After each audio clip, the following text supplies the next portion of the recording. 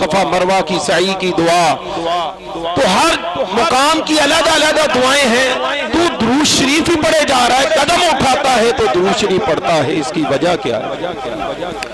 وہ کہتا ہے کہ میں اور میری والدہ حج کے لیے آئے ہیں، وانا ساتھ ساتھ کسی وقت امام بھول جائے تو اس کو یاد بھی کرانا پڑ جائے، شوال، ذیقعد، ذیلحج، یہ ہم ذیقعد کے اندر سانس لے رہے ہیں، تو ذیلحج وہ بھی ان قریب ہمارے پاس آنے والا ہے، جس میں وہ آخری مہینہ، اسلامی سال کا آخری مہینہ، اس کا نام کیا ہے؟ ذیلحج، اس کو ذوالحج بھی کہتے ہیں۔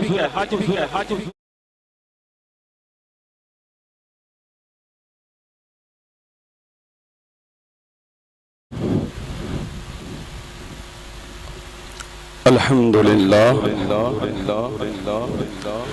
الحمدللہ رب العالمین والصلاة والسلام علی سید المرسلین، اما بعد فاعوذ باللہ من الشیطان الرجیم، بسم اللہ الرحمن الرحیم۔ پڑھیے صلاۃ والسلام علیکہ یا سیدی یا رسول اللہ، الصلاۃ والسلام علیکہ یا سیدی یا حبیب اللہ،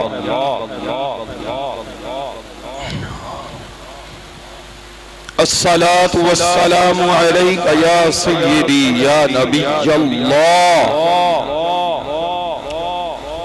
وعلى آلك وأصحابك يا سيدي يا نور الله، نویت سنت الاعتکاف۔ محترم بزرگوں، دوستو، جمعۃ المبارک کی اذان اول ہو چکی ہے، تمام بھائی اپنی مصروفیات کو چھوڑ کر، کاروبار کو بند کر کے،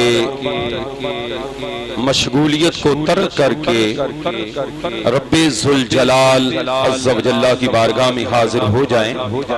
جو گھروں کے اندر بیٹھے آواز کو سن رہے ہیں، ان کی خدمت میں عرض ہے کہ وہ جلدی جلدی جامع مسجد غوثیہ میں اللہ کی پاک اور بلند بارگاہ میں حاضر ہو جائیں اور جمعۃ المبارک کی نماز جماعت کے ساتھ ادا فرمائیں۔ صلو علی الحبیب صلی اللہ تعالی علی محمد صلی اللہ علیہ وآلہ وبارک وسلم۔ میرے آقا تاجدار مدینہ صلی اللہ علیہ وسلم کی ذات مقدسہ پر درود و سلام پڑھنے کے بے شمار فضائل و برکات ہیں۔ پیارے آقا صلی اللہ علیہ وسلم کا فرمان عالی شان ہے، جو میرا امتی مجھ پر کثرت کے ساتھ درود و سلام پڑھتا ہے، قیامت کے دن سب سے زیادہ میرے قریب ترین وہ ہوگا جو کثرت سے درود شریف پڑھنے والا ہوگا۔ میرے آقا صلی اللہ علیہ وسلم فرماتے ہیں، میرے حوض کوثر پر چند گروہ آئیں گے جنہیں میں کثرت درود و سلام پڑھنے کی وجہ سے پہچانتا ہوں گا۔ سبحان اللہ۔ بند کرنا سیکھ کو زیادہ نالے آواز تھوڑی آہستہ کر، نہیں آہستہ، ایک کو بند۔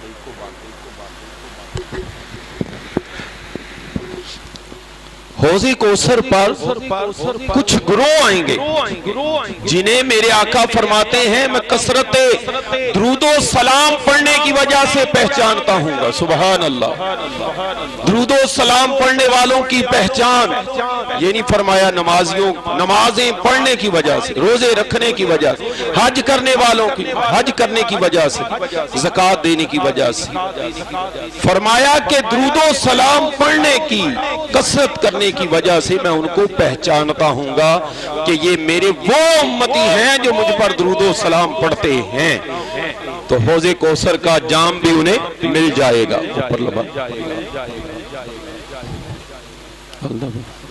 جب 5 منٹ ہے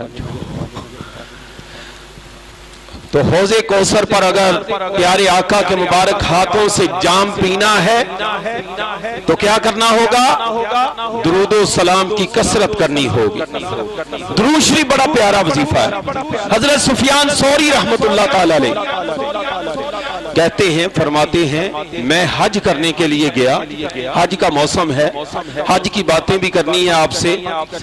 حج کرنے گیا تو وہاں پر ایک شخص کو میں نے دیکھا، طواف کر رہا ہے، درود و سلام پڑھ رہا ہے، درود پاک جاری ہے، قدم اٹھاتا ہے، درود پاک پڑھ رہا ہے، صفا مروہ کی سعی کر رہا ہے، درود و سلام پڑھ رہا ہے، وَاتَّخِذُوا مِن مَقَامِ ابراہیم، اس مصلی ابراہیم پر درود و سلام پڑھ رہا ہے، زمزم پی رہا ہے، درود و سلام پڑھ رہا ہے، کعبہ معظمہ پر نظر ڈال رہا ہے، درود و سلام پڑھ رہا ہے، ہر قدم اٹھانے سے پہلے درود شریف پڑھتا جا رہا ہے۔ میں نے اس بندے کو روکا، حضرت سفیان ثوری رحمت اللہ تعالی علیہ اللہ کے ولی فرماتے ہیں، میں نے اس بندے کو روکا اور کہا، اے بندہ خدا، طواف کی علیحدہ دعا، زمزم پینے کی دعا، صفا مروہ کی سعی کی دعا، تو ہر مقام کی علیحدہ دعائیں ہیں، تو درود شریف ہی پڑھے جا رہا ہے، قدم اٹھاتا ہے تو درود شریف پڑھتا ہے، اس کی وجہ کیا ہے؟ وہ کہتا ہے کہ میں اور میری والدہ حج کے لیے آئے ہیں، والدہ کو میں نے طواف کروایا، والدہ نے کہا کہ میری خواہش ہے بیٹا کہ میں خانہ کعبہ کے اندر عبادت کروں، نماز پڑھوں، تو میں جیسے تیسے کوشش کر کے، اس وقت کافی پرانی بات ہے، کئی 100 سال پہلے کی بات ہے، تو کوشش کر کے میں بیت اللہ کے اندر چلا گیا۔ وہاں پر جب پہنچا، ماں عبادت کرنے لگی، لیکن بیماری کی وجہ سے وہ گر گئی اور اس کا جو پیٹ تھا وہ پھول گیا، سوزش بڑھ گئی، اس کا چہرہ جو تھا وہ سیاہ پڑ گیا، تو بڑی پریشانی بنی کہ یہ کیا ہوا؟ اچانک والدہ کی حالت ایسے ہو گئی، پیٹ پھول گیا، چہرہ سیاہ ہو گیا، میں بڑا پریشان ہے کہ یہاں سے میں باہر کیسے نکلوں؟ طواف کرنے والے جب یہ منظر دیکھیں گے تو کیسی شرمندگی ہوگی کہ یہ حالت گناہوں کی نحوست کی وجہ سے ہو گئی، میں بڑا پریشان ہوں۔ تو اسی پریشانی کی عالم میں ایک نورانی بزرگ، نور والے، چمکتے والے چہرے والے، وہ اندر داخل ہوئے اور انہوں نے آ کر میری والدہ کے چہرے پر جو ہے وہ دم کیا، پھونک ماری، میری والدہ کی جو بیماری تھی اس پر وہ پیٹ پر پھونک ماری، وہ پیٹ نارمل ہو گیا، چہرہ جو ہے وہ 14ویں کے چاند کی طرح چمکنے دمکنے لگا، چہرے کی سیاہی ختم ہو گئی، والدہ جو ہے وہ کلمہ پڑھتے ہوئے اس دنیا سے چلی گئی۔ تو جب وہ شخصیت، نورانی ہستی، بزرگ وہاں سے جانے لگے تو میں نے عرض کی کہ آپ کون ہستی ہیں کہ اس مشکل وقت کے میری ماں کے آپ کام آئے، ان کی بیماری دور کی، ان کے چہرے کی سیاہی دور کر دی، آپ کون ہیں؟ اپنا تعارف کو کرا دیجیے۔ تو لبہائے مبارکہ کو جنبش ہوئی، رحمت کے پھول جھڑنے لگے، الفاظ کچھ یوں ترتیب پائے کہ اے امتی میں تیرا نبی صلی اللہ علیہ وسلم ہوں، دیگر گناہوں کی نحوست کی وجہ سے، دیگر اعمال میں کمزوری کی وجہ سے تیری ماں کی یہ حالت ہوئی، لیکن تیری والدہ مجھ پر کثرت سے درود و سلام پڑھا کرتی تھی۔ اللہ اکبر، اس درود و سلام کی برکت سے میں آیا ہوں اور اس کی مصیبت جو ہے وہ دور کر دی گئی ہے۔ وہ نوجوان عرض کرنے لگا، میں نے حضور کی بارگاہ میں عرض کیا کہ حضور جاتے جاتے مجھے کچھ نصیحت، کیا عمل کروں زندگی کے اندر، کچھ نصیحت فرما دیں۔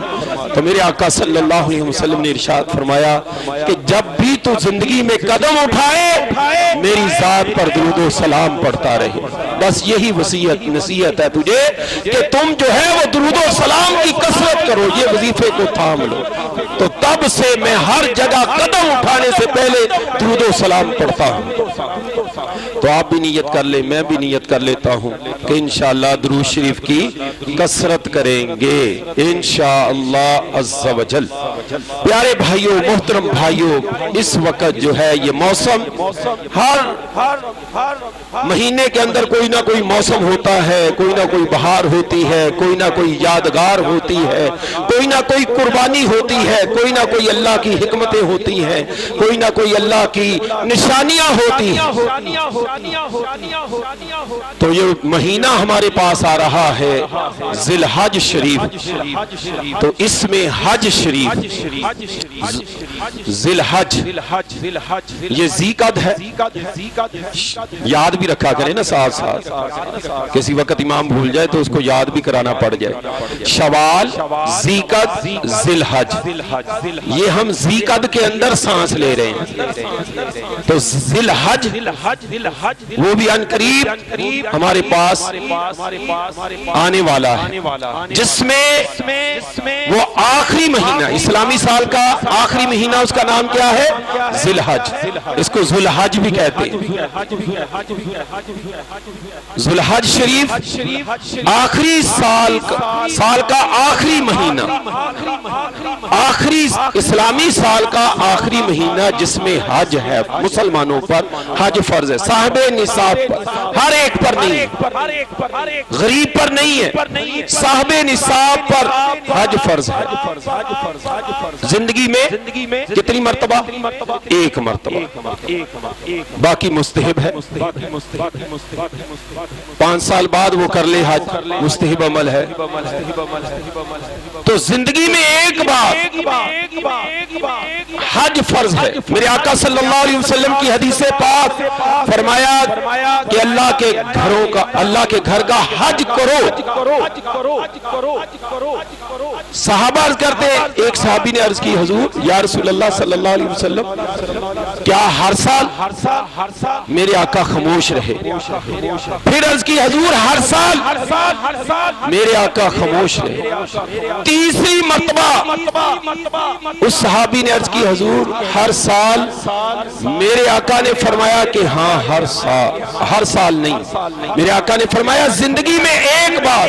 پھر میرے آقا نے فرمایا کہ بنی اسرائیل کو انبیاء سے جو ان کی قوم سوالات کرتی تھی، ان کے سوالوں کی کثرت نے انہیں ہلاک کر دیا، کہ وہ سوال بہت زیادہ کرتے تھے، وہ سوال زیادہ کرتے تھے۔ تم نے سوال کیا، میں خاموش رہا، پھر سوال کیا، خاموش رہا۔ اگر میں کہہ دیتا کہ ہر سال فرق ہے تو یہ ہر سال فرض ہو جاتا، تو ایسا سوال نہیں کرنا چاہیے انبیاء اکرام کی خدمت، کیونکہ میرے آقا نے جو فرما دینا ہے وہی شریعت ہے۔